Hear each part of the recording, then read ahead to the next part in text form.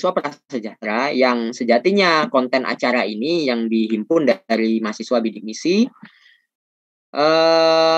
Beasiswa prasejahtera itu tadi saya bilang berasal dari masyarakat kurang mampu kayak gitu, ya, yang miskin kayak gitu, yang pokoknya contohnya saya lah sekarang.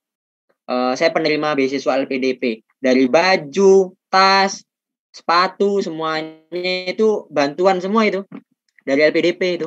Produk bantuan. Kayak gitu ya. Kalau bahasa lucunya seperti itu. Jadi, kita selaku orang miskin ternyata diberikan fasilitas juga untuk berpendidikan tinggi gitu.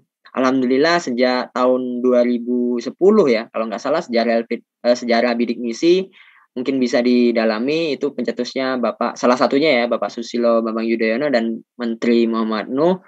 Alhamdulillah pada waktu saya PK itu ada namanya LPDP, itu persiapan keberangkatan, itu pematerinya adalah Bapak Muhammad Nuh, Menteri Pendidikan tahun 2009 sampai 2014 kalau nggak salah ya. Sebelumnya Pak Anies Baswedan, itu adalah salah satu pencetus dari beasiswa bidik misi. Nah, beasiswa bidik misi itu kenapa harus dihadirkan? Karena dulu anak-anak untuk bermimpi sekolah itu biayanya mahal dan lain sebagainya. Maka dari itu untuk kesetaraan pemerintah membantu, dan alhamdulillah setiap tahunnya itu diperluas, lalu diberikan fasilitas lebih dan difasilitasi hingga doktor bahkan sekarang. Jadi bagi adik-adik, saya sekali lagi menyarankan kalau ada yang gratis kenapa tidak dikejar kayak gitu. Nah, untuk persyaratan secara umumnya adik-adik bisa download buklet yang ada di website LPDP. Nah, untuk yang secara umumnya dapat dilihat di situ, dan lalu yang khususnya adik-adik harus pahami syarat yang 3 ini kalau menurut saya ya. Karena 3 inilah yang tadi menjadi syarat utama dan ada perubahan. Contoh, pendaftar merupakan anggota keluarga penerima Kartu Keluarga Sejahtera atau KKS. Yang kedua, program Indonesia Pintar PIP. Selanjutnya, Kartu Indonesia Pintar KIP atau alumni bidik misi kurang dari 2 tahun. Nah, bagi adik-adik, mungkin ada yang angkatan saya lulusnya itu sekarang nggak bisa lagi daftar LPDP. Jadi nggak bisa diakui sebagai alumni bidik misi karena lebih dari 2 tahun kayak gitu. Seharusnya kurang dari 2 tahun kayak gitu. Misalnya angkatan 2019 yang mungkin wisudanya September atau yang baru 2020 kayak gitu. Itu bisa.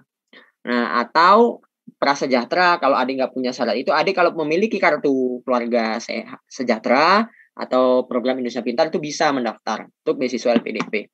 Nah, diutamakan juga merupakan anggota keluarga pertama di keluarga yang mendapatkan gelar sarjana atau pertama di keluarganya untuk mengejar gelar magister, dibuktikan dengan kartu keluarga dan pernyataan bermaterai 10.000 dari pendaftar.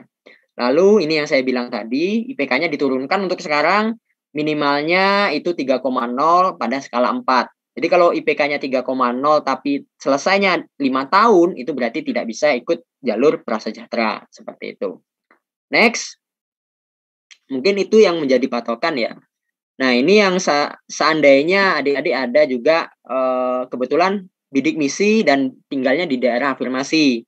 Nah, adik-adik untuk syarat khususnya itu bisa menamatkan pendidikan dasar menengah yang dibuktikan dengan ijazah dan kartu tanda penduduk KTP untuk di daerah afirmasi. Nah, daerah afirmasinya itu ada di buklet ya. Nanti adik-adik bisa download, dan pendaftar bisa lebih dikurangkan lagi nih kalau untuk daerah afirmasi. Ternyata IPK-nya dikurangkan minimal 2,5 pada skala 4 kayak gitu untuk jenjang magister. Lalu untuk doktoral itu adik-adik bisa untuk 3,0. Nah, ini bagi adik-adik atau teman-teman yang selain dari keluarga bidik misi, mungkin bisa juga mengikuti beasiswa daerah afirmasi. Lalu next. Nah, kenapa ini saya hadirkan juga? Karena ini termasuk program afirmasi dan targeted tadi. Tidak terlalu secara spesifik kita kupas tuntas di sini, namun saya ingin memberikan bahwasanya untuk meningkatkan sumber daya manusia, ternyata pemerintah juga membuka seluas-luasnya untuk PNS, TNI, dan Polri. Bagi teman-teman mungkin ada saudaranya yang kerjanya PNS, TNI, dan Polri bisa mendaftar dengan syarat khususnya seperti yang ada di slide ya. Pejabat tingkat eselon 2, lalu membidangi pembinaan, terus sekurang-kurangnya membidangi pembinaan SDM untuk Mabes TNI, TNI AD, dan lain sebagainya. Lalu IPK dan TOEFL itu umumnya kalau beasiswa PNS dan sejenisnya ini itu TOEFL-nya lebih tinggi, itu 500 seperti itu. Sesuai dengan buklet. Kalau adik-adik ada yang nanyakan, nanti bisa mendownload buklet tersebut dan diberikan ke keluarga atau sanak saudaranya. Nah, untuk dari afirmasi dan bidik misi, tadi sekali lagi TOEFL-nya itu udah dipermudah 400. Itu pun mungkin syarat wisuda adik-adik ya, 400 itu gitu. Nah, jadi dan itu TOEFL-nya seperti apa, Kak? Itu TOEFL-nya adalah yang dari ITS atau biasanya yang Kakak kenal itu TOEFL ITP. Nah, mungkin bisa dilihat lebih detail di beasiswa LPDP atau di buku panduannya. Lanjut. Nah, untuk tahun 2021 ada beberapa yang menjadi catatan yang Kakak highlight kayak gitu. Seleksi beasiswa LPDP tahun 2021 itu dibuka 2 tahap, baik untuk dalam negeri dan luar negeri. Jadi, bagi adik-adik alumni bidik misi itu nantinya kalau bisa mendaftar dan akan niat ingin mendaftar, kuliahnya bukan hanya di dalam negeri saja, namun bisa juga ke luar negeri. Nah, kalau di dalam negeri, TOEFL-nya itu tadi, sebagai alumni bidik misi itu cuma 400. Nah, kalau adik pengen ke luar negeri, TOEFL-nya juga dipermudah, itu 500. Wajar dong minta 500, karena nanti ujung-ujungnya juga biasanya luar negeri itu memintanya IELTS kayak gitu. Nah, alhamdulillah untuk alumni bidik misi itu diberikan kelonggaran itu untuk TOEFL ITP seperti itu dari ITS. Nah, skornya yang seperti saya sebutkan tadi adalah 500. Sepertinya kalau mau mudah, mau enak ya kayak saya ya sesuai kemampuan kayak gitu. Kalau saya mampunya untuk dalam negeri dulu. Nah, nanti kalau sudah mampu untuk TOEFL-nya bagus, bisa saya ambil luar negeri lagi. Nah, selanjutnya untuk pendaftar beasiswa yang tidak lulus pada tahap administrasi atau seleksi berbasis komputer diperbolehkan mendaftar lagi pada seleksi tahap 2 di tahun yang sama pada program yang sama atau berbeda. Jadi adik-adik kalau gagalnya di administrasi dan seleksi berbasis komputer, bagi teman-teman yang mau mendaftar nantinya di tahun ini, itu masih bisa ikut lagi di batch 2. Nah, lalu yang ketiga, pendaftar beasiswa yang tidak lulus pada tahap wawancara tidak diperbolehkan lagi mendaftar pada seleksi tahap 2 di tahun yang sama. Jadi kalau sudah sampai wawancara nanti atau substansi biasanya kami sebut, itu adik-adik harus ngikutinya nanti tahun depan. Ini bagi adik-adik yang umum ya, yang memang udah lulus dan bisa mendaftar di tahun 2021 ini. Next.